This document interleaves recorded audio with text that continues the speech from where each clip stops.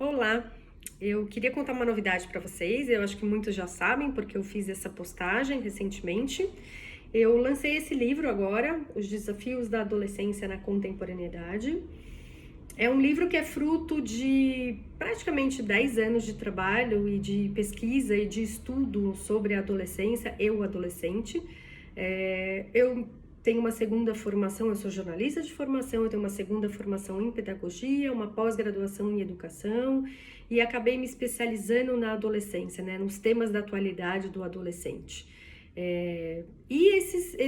Essa pesquisa, esse tempo todo de estudo, né, o trabalho como educadora que eu venho fazendo há alguns anos já, eu reuni isso nesse livro, que está à venda em todas as livrarias do Brasil e todos os e-commerces, desde Mercado Livre, Magazine Luiza até Dois Pontos e Amazon.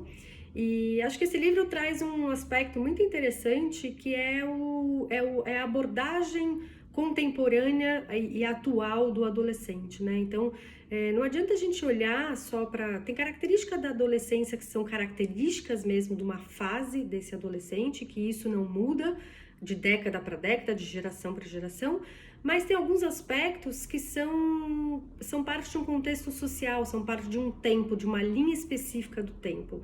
E eu acho que esse é o grande diferencial do livro, né? Eu abordo aqui alguns temas importantes sobre essa geração de adolescente, né? Quem são esses adolescentes hoje, né? Então, quando a gente fala de sexualidade, quando a gente fala de gênero, relações de gênero, o que a gente está querendo dizer, né? Qual é o olhar desse adolescente para isso, né? Como é que a gente dialoga com esse adolescente, né? O livro, ele faz essa proposta, né? Como é que pais e educadores conversam com esses aspectos e esses assuntos que o adolescente traz, o assunto do mundo do adolescente do mundo de hoje, né? Então, não adianta a gente falar que na nossa época a adolescência era diferente, o adolescente não era assim, porque ele realmente não é, né? Então, assim, que adolescente que é esse? Quais são os conflitos que a gente lida com este adolescente? Quais são esses desafios, né?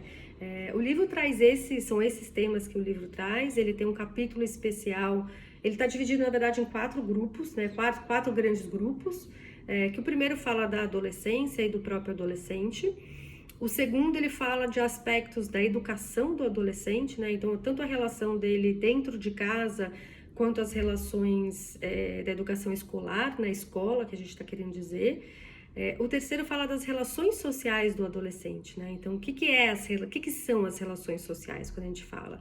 É o grupo? São os amigos? É o grupo na escola? É a descoberta do corpo? É a descoberta da sexualidade?